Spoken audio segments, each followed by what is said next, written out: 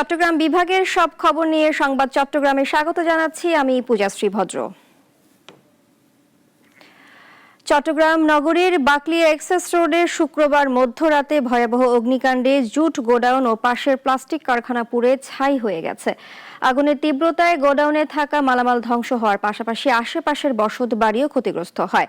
তবে স্থানীয়রা প্রাণ রক্ষা করতে সক্ষম হয়েছেন। খবর পেয়ে রাত 2টায় ফায়ার সার্ভিসের 9টি ইউনিট ঘটনাস্থলে পৌঁছে কয়েক ঘন্টার চেষ্টায় আগুন নিয়ন্ত্রণে আনে। ফায়ার সার্ভিস জানায়, অনুমোদনবিহীন এসব গোডাউনেই আগুন নেভাতে জটিলতা তৈরি হয়। কক্সবাজারের উখিয়া রোহিঙ্গা ক্যাম্পে হেড মাঝির দায়িত্ব পালন করছেন হত্যা মামলার আসামি জাকারিয়া ও মোহাম্মদ আয়াজ। অভিযোগ উঠেছে, ক্ষমতার অপব্যবহার করে অস্ত্র ব্যবসা, চাঁদাবাজি, ইয়াবা, মানব পাচার সহ বিভিন্ন অবৈধ ও অপরাধ কর্মকাণ্ড চালাচ্ছেন তারা। প্রশাসনের হস্তক্ষেপ না থাকায় আতঙ্কে দিন কাটাচ্ছেন ক্যাম্পবাসী।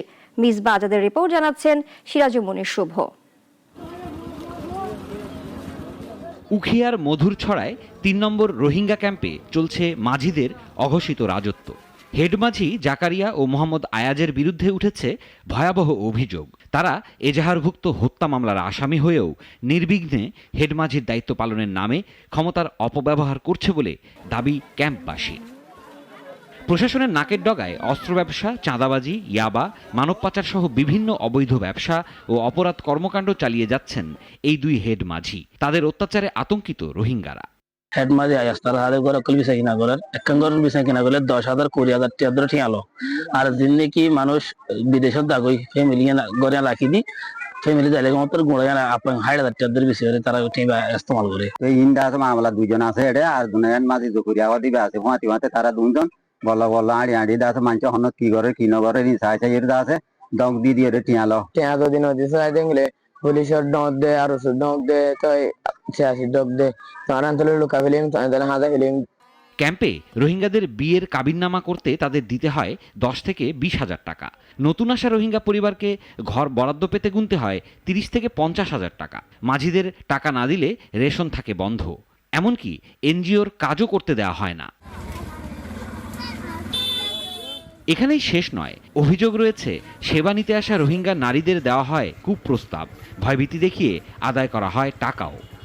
ফাড়া বলতে ফাড়াতি কিছুতে টিয়া হাবেলে মানে এসব গরম মাদে গরম সালিশ করে দিলে আরো সালিশ করতে মানে কি হাবেলে টিয়া হাবেলে আসিতে দিবারে টিয়া দিনে ফাড়ি দিতে ফাড়া মানে কোনো ফাড়া ফেলা খান মাঝি আই আছে গনিকে হর খেম 3 মাঝি এই ভাই আতো সে আছে সারল্লা বলি হই আর 20,000 কোটি আলোয়ে আরো বিভিন্ন দংকি অকল দিয়ারা আরে এনে ঘরে তত্তু গল্ল ফেলাবে হান ফেলাবে ঘরে মানে ইয়া 20,000 টিয়া লয়ে আর হতলে আর ভগত আছে আর ভগরে আলিখিনি লড়াই দিলে দারগো দেড়ে পুড়ি লাপাইরে কাছে দোনা দিবলাই রে হেন মাঝি গিয়া সারা মাঝে রাম তুলালই হেন মাঝি হইল হদে কেঁকড়ি খাচ্ছেন দিয়া বুঝাম হাজারে কেঁকড়ি খাচ্ছেন লইয়া। ক্যাম্পে মাঝিদের এই অপক্ষমতায়ন চলছে প্রশাসনের চোখের সামনেই। অভিযোগ আছে, একাধিকবার সিআইসি ও আরআরসি সহ সংশ্লিষ্ট দপ্তরের কাছে অভিযোগ দেওয়া হলেও সমাধান আসেনি। তবে যাচাই বাছাই করে অভিযুক্ত মাঝিদের বিরুদ্ধে ব্যবস্থা নেওয়ার কথা জানিয়েছেন প্রশাসনের এই কর্মকর্তা। আমি তো নতুন আসছি এই ক্যাম্পে, তেমন কিছুই জানি না। হ্যাঁ, যে কি বিষয় আপনি পাঠাইছেন মেসেজটা আমি একটু যাচাই বাছাই করে দেখি বিষয়টা কি আসলে। ক্যাম্পে শান্তি ফিরিয়ে আনতে তাই ক্যাম্প সংশ্লিষ্ট প্রশাসনের দ্রুত হস্তক্ষেপ চান সংশ্লিষ্টরা। সিরাজুমনির শুভ, নাগরিক। বাংলাদেশ জামায়াতে ইসলামীর কেন্দ্রীয় নায়েবে আমির ডাক্তার সৈয়দ আব্দুল্লাহ মোহাম্মদ তাহের বলেছেন, সংস্কার ছাড়া নির্বাচন হলে দেশ আবারও আওয়ামী আমলের মতো বাজে সময়ে ফিরে যাবে।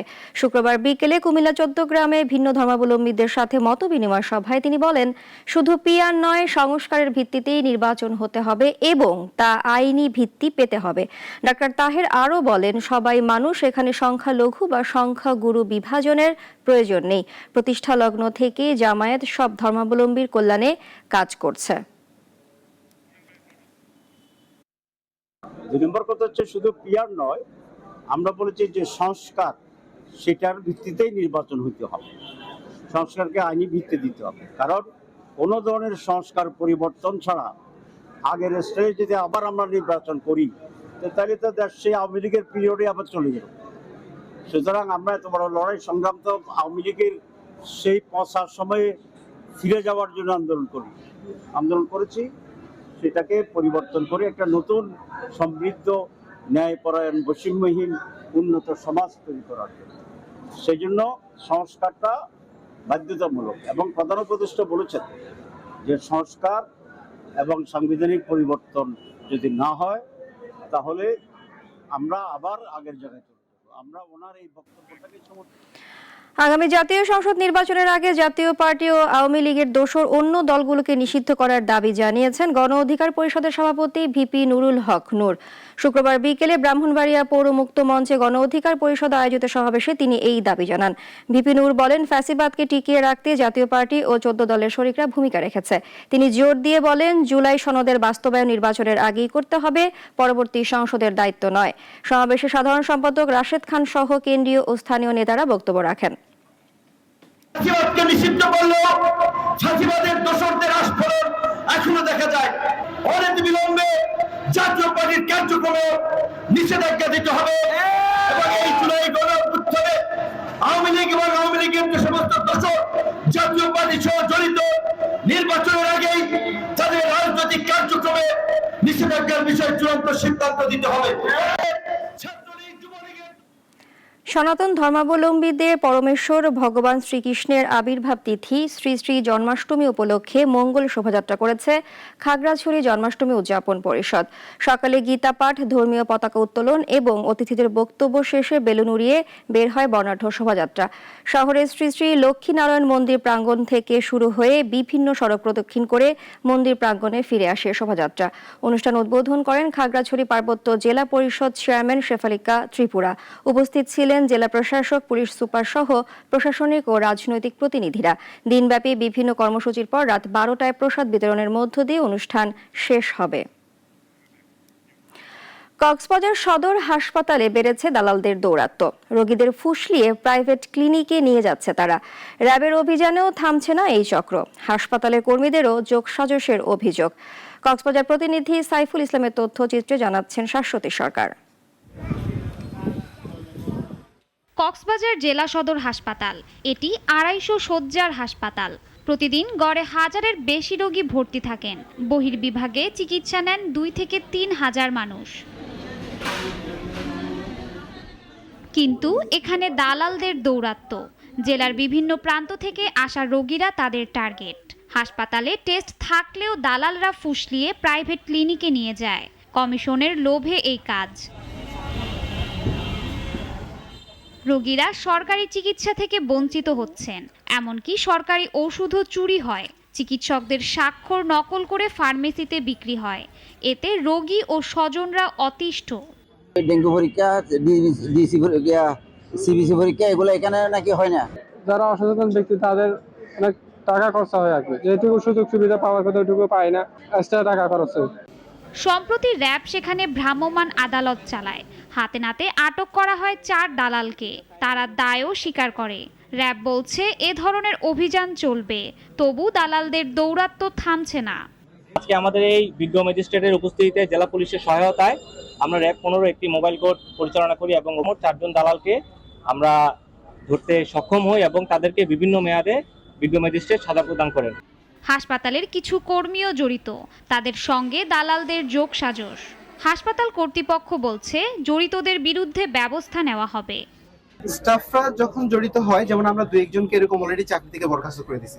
যখনই আমরা যাকে ধরতে পারছি ক্যামেরার মাধ্যমে দেখাচ্ছে, আমার এখানে সিসি আছে, ওখানে হয়তো আমি দেখলাম যে একজন সে বুলিয়ে নিয়ে যাচ্ছে, ওকে আমি আইডেন্টিফাই করলাম। কিন্তু এটা তো টিপ অফ দ্য আইসবার্গ, মাত্র হয়তো 1000 জনের মধ্যে আমি একজনকে ধরতে পারলাম, সেটাই আর কি। দালালদের দৌরাত্ম্য বন্ধ হলে রোগীরা সুষ্ঠু সেবা পাবেন। কক্সবাজার সদর হাসপাতালে শৃঙ্খলা ফেরানো জরুরি।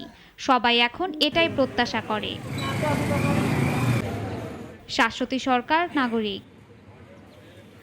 চট্টগ্রামের সন্দ্বীপে কৃতি শিক্ষার্থীদের সংবর্ধনা দিয়েছে নুরুল মোস্তফা ফাউন্ডেশন। অনুষ্ঠানে প্রধান অতিথির বক্তব্য রাখেন চট্টগ্রাম সিটি কর্পোরেশনের মেয়র ডক্টর শাহাদাত হোসেন। তিনি বলেন, শিক্ষার্থীদের শুধু পুঁথিগত নয়, নৈতিক ও মানবিক শিক্ষা দিয়ে গড়ে তুলতে হবে।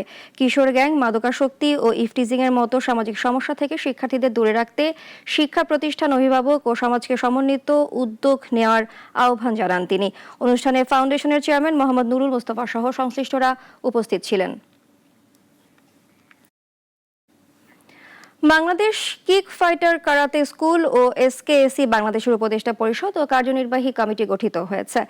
চট্টগ্রাম নগরীর হোটেল সাফিনা লিমিটেডে আয়োজিত অনুষ্ঠানে বক্তারা জানান, মাদকামুক্ত সমাজ গড়ার স্লোগান নিয়ে গত 29 বছর ধরে দেশব্যাপী কারাতে প্রতিযোগিতার পাশাপাশি অসহায় মানুষের পাশে রয়েছে সংগঠনটি। নতুন কমিটিতে বাংলাদেশ কারাতে ফেডারেশনের সভাপতি শাহজাদা আলমকে প্রধান করে 7 সদস্য বিশিষ্ট উপদেষ্টা পরিষদ গঠন করা হয়। আর আবু সাইদ সেলিম সভাপতি ও শিহান এবি রনি সাধারণ সম্পাদক হিসেবে 33 সদস্য কার্যনির্বাহী কমিটি নির্বাচিত হন।